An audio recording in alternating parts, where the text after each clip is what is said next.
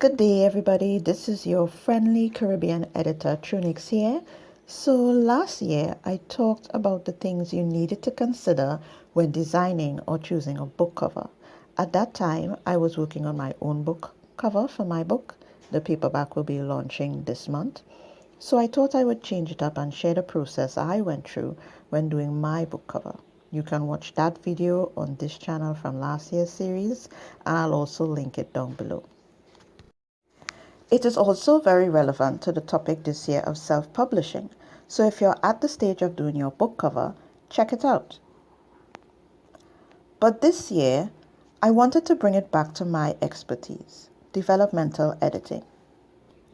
So you've decided you want to self-publish. The first thing you need to do is finalize your manuscript before you give it to someone to read. Now, if you're a writer, I assume you are because you're here, you know your drafts are many, especially the final drafts. There are so many versions of it. Final first, final first, final second draft, final draft new, third final draft, fourth final draft too, and the list goes on. You also know that when you give someone your manuscript to read for the first time, it's not the final one. There's always a little room for improvement. So today we're going to talk about some tips to writing a good first final draft. What do I mean by your first final draft? If you're self-publishing, your first final draft will be the one that you send to an editor or even to beta readers.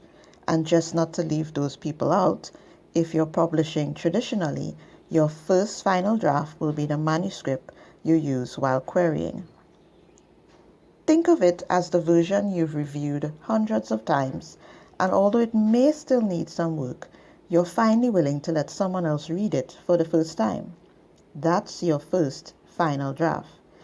Now, this someone else may also just be a family member or friend, but many times, if you're serious about self-publishing, it's your editor who will be reviewing it. So in this video, I have 3 structural tips that I believe can help make that first final draft more engaging.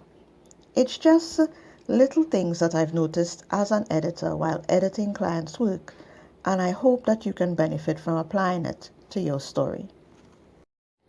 Tip number 1. Make characters, not caricatures. What is a caricature? A caricature, or caricature, whichever way you want to pronounce it, is an illustration, drawing, or representation of a person that has exaggerated features. It's normally meant for comedic effect or to make them look grotesque to prove a point. You've probably seen them all the time in newspapers and online of celebrities or politicians, especially politicians. They are an imitation of the real thing. Now, how does that apply to your writing? Let's say a writer really likes the character of Iron Man. They like his suits, they like his tech and genius skills, so they decide to write a character similar to Tony Stark as their main character. Let's say main character's name is Tom Cool Guy. He's rich, he's powerful, he's cocky, and he saves the world with his brilliant tech. But Cool Guy misses all the key points that make Tony Stark relatable to the reader. He has no real emotional and mental struggles. He has zero backstory, so his motives and how he came to feel and think the way he does is left in the air or is non-existent. He's doing the cool stuff, but none of it connects to what he needs and wants. This is when your character becomes a caricature of something else. And it's a trap that new writers tend to fall into. They really like a character in their favorite media and they say, I want to write someone as compelling as insert character name here. And honestly, it's not the worst idea in the world to use a character that is well loved as a reference or a guide for your work. But because you can't make a character that is exactly like them because, well, plagiarism and copyright issues, what then tends to happen is that the character that you create becomes watered down. It doesn't have the same depth and feeling as the character it's based off of. It feels superficial because it's just an imitation of the real thing. Again, I'm not saying that no one can ever write a character similar to Iron Man ever again.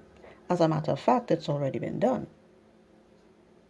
Although technically Batman was first, so Iron Man is based off of him, and before the Marvel fans try to put me in my place about comparing the two, I mean that they're both genius, billionaire, playboy, philanthropist.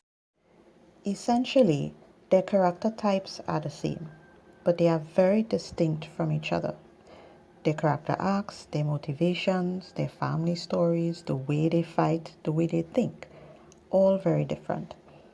Your character needs to have their own trials, their own unique backstory that affects their emotions, goals, and actions. Despite their similarities, Batman doesn't want the same thing as Iron Man. They both feel like different people, not imitations of each other. What makes your character unique is how you build them into a tangible person with real struggles that affects how they live their daily life and the decisions they make. If your reader doesn't connect to the character's story, that super cool guy who is like Iron Man will eventually become unmemorable. Now, just to clarify, you can have caricatures in your story, but the only way a caricature works in a story is if it's meant to be just that. You're not hiding that it is an imitation of something well known. A perfect example being The Boulder's gonna win this in a landslide from season 2 of the Avatar The Last Airbender series.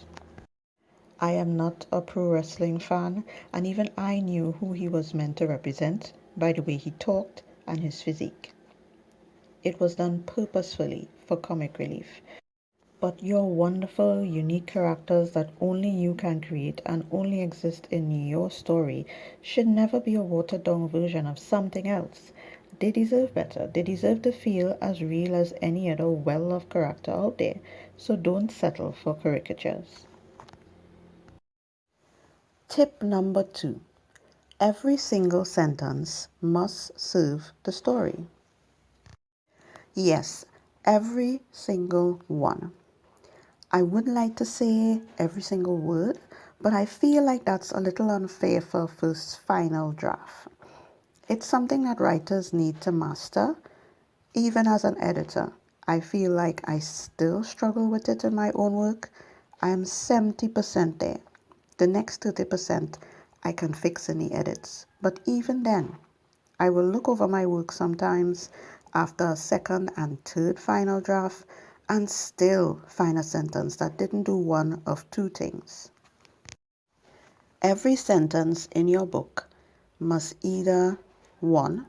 Reveal something about a character, or 2. Move the plot forward.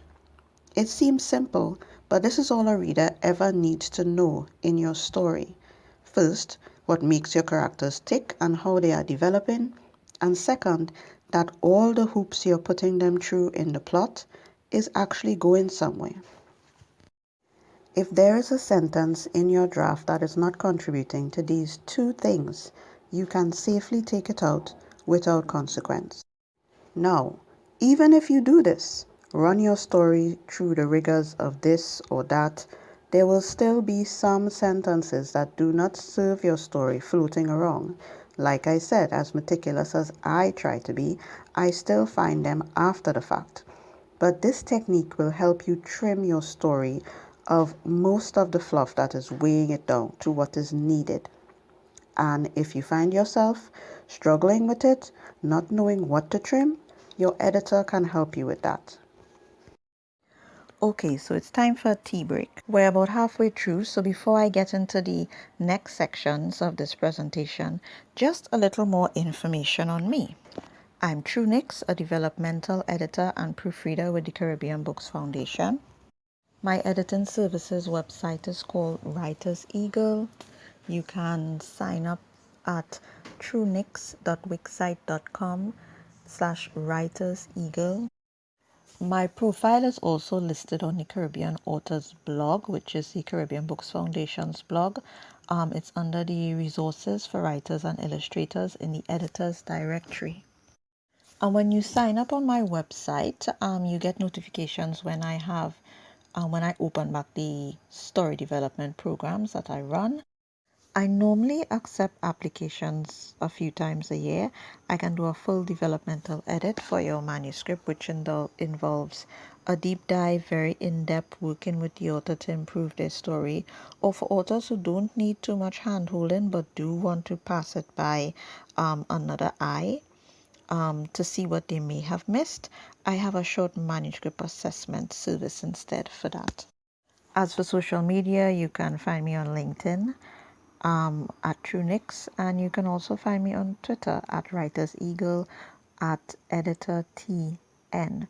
I'm also on Facebook at TrueNix Projects, but I normally use that page to like post from my blog Critics May Lie.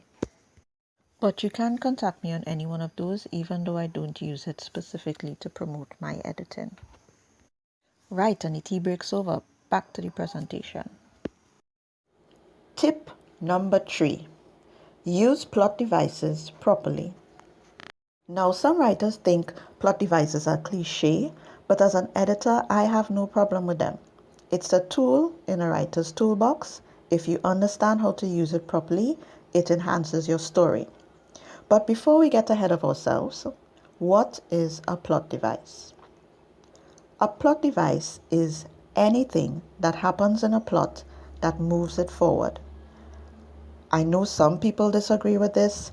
They insist plot devices have a specific format, but I believe that there is still a lot of innovation possible in writing, and new plot devices can be born if the conditions are right. It really can be anything that moves the plot along.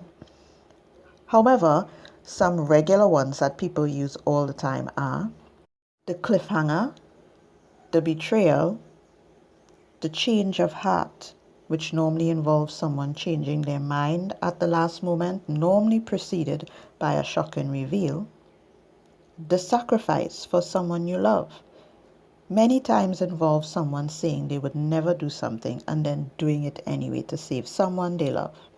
And the list goes on. Plot devices are not the issue. Like I said, they are just another tool in a writer's toolbox, so use them.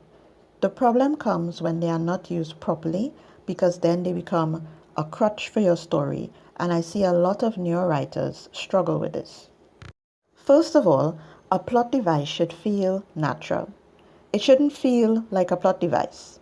In other words, when you insert a plot device, it should feel like it was naturally going in that direction anyway. A good example of this is in the first Hunger Games. We open with Katniss and her sister, Primrose. We see Katniss comforting Primrose as she's afraid of getting picked, them getting dressed for the reaping. The reader immediately sees how protective, loving, and devoted Katniss is to her sister, and how much Primrose depends on her. So when her sister's name is called, and Katniss makes a sacrifice for someone she loves, aka plot device to move the story along, it's completely understandable to the reader. It makes all the sense in the world, because why wouldn't such a loving, devoted older sister sacrifice herself to save her younger sister? Too many times I see authors pulling plot devices out of nowhere. I understand that you need the plot to go somewhere, so you need something to happen to push it in that direction. But it needs to be plausible. It needs to make sense with the other elements you already established in your plot.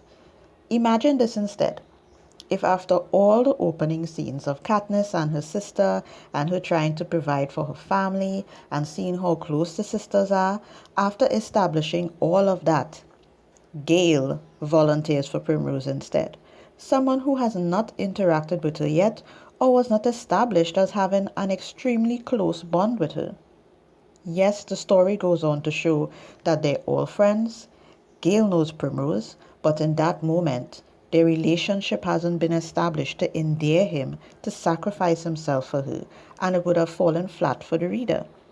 Not to mention, it would have been a very different story. My point is that a plot device needs to make sense and feel natural. Secondly, a plot device should move your story forward. I know, it's in the definition, but it isn't always obvious. Many writers have what I like to call dead plot devices. They're there, but they don't move the story forward. It seems like it was intended to do something, but missed the mark. It didn't change the plot at all, or move the story where you needed it to go. And in instances like that, you have to ask yourself, why have a plot device that isn't pulling its weight? This kind of goes back to a second tip, but everything in your story needs to serve it in some way. If a plot device isn't doing what it's supposed to, get rid of it.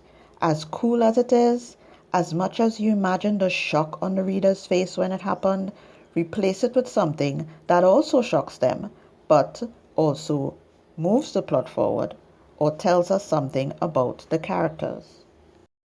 A good, bad example of this would be ending a story with a huge cliffhanger. And I mean huge, a cliffhanger of cliffhangers never seen before in the history of writing. But it involves a minor character that nobody cares about, while your main characters are just chilling somewhere, not in any danger, not seeing any action. It's a wasted opportunity. Plot devices shouldn't just be dropped randomly because you felt there needed to be some action at this point in the story. They should accomplish what they were meant to do. If you forgot, it's moving the plot forward. And in this case, the main characters, both the protagonist and the antagonist, should be moving the plot. Why is it when something happens, it is always you three? Because they're the main characters, McGonagall. The reader is invested in what happens to them, not side character B. Of course, this does not include instances where you have something happen to a side character to reveal something to the reader because you're not ready for the main characters to be affected by it yet. The purpose of that wouldn't be to move the plot forward, but to inform the reader of things they need to know about the plot so they can understand what is going on. Take that same scene from Harry Potter and the Half-Blood Prince. Even when Katie is cursed by the necklace, yes, it happens to her, she is a side character, but it's framed from the main character's perspective. They see it happen. We see how they feel about it, not her or the friend that she was with. It still involves them being informed by this plot device to take some kind of action that moves the plot along. I also just wanted to add really quick that there are times when a character can be a plot device in that they come in, they do something that moves the plot forward, and then they exit. That's all they came in for. It doesn't have to be a main character. A side character can also do that, but it doesn't make them the main character. It just makes them a plot device because something that they did moved the plot forward. So just making it clear, I'm not talking about instances like that either. That is different from you working hard to create characters that readers care about or connect with, and then assigning a huge game-changing plot device to someone you've mentioned a few times and the readers have no emotional connection to, and then expecting the reader to be invested enough to keep reading. Which brings me to my last point on plot devices. Okay, there's one last point, but there's a part A and a part B. So, part A. You only need a few plot devices. A little sprinkle strategically placed, not a big splash, is what you aim for. Because remember, you have other things in your writer's toolbox to draw readers in, like emotional cues, plot twists, character arcs, solid descriptive writing, etc. You don't just rely on one element to enhance your writing. You have a range of things that you can use. And part B, if you use the plot device once already, you probably will only get away with using that same plot device one more time in the same story. And I give that exception only because it can act as a callback to something that happened in the beginning of the story. Sorry, Professor. I must not tell lies. Technically, this is a plot twist, but you get what I mean. So, your story starts off with a betrayal and ends with one, or a life for a life situation, a moment of poetic justice. Otherwise, try not to rely on the same plot devices over and over. Unless it's a theme in your book, like a theme of betrayal or a theme of regret or a theme of love or sacrifice, then it would make sense that your plot devices would follow that theme to feel natural. You know, there's an exception to every rule, not that these are set in stone either. It's just things I've noticed as an editor. But work through your range of plot devices, find a few that fit into your story, that move the plot along. Use them once and try not to use them again unless it feels natural to do so. So, in closing, I would like to say, as a writer, it might seem cumbersome to have to think about all of these things when you just want to write from your heart onto the page. And I understand that, which is why I say you can look at these things when putting together your first final draft. Your very first draft is raw, unedited story where you don't think, you just write. After you've got it all down and you're reviewing it, then you apply these techniques if you have to. So if you're writing your first draft now, don't worry about these things yet if it's too much to think about. And that's about it. I hope you understood these 3 structural tips and that they help you get your first final draft ready like Freddy for other eyes to read, because the first step to getting published is getting your manuscript done. Don't forget to follow the Caribbean Books Foundation on Instagram, Twitter, and Facebook, and here too on the YouTube. Like and subscribe, and also don't forget to get their new book, A Caribbean Self-Publishing Guide, now available on Amazon. Links are below. The paperback for my book comes out in April. You can get the ebook on Amazon now, soon to be everywhere else. Keep writing, writers, and we go link up next time.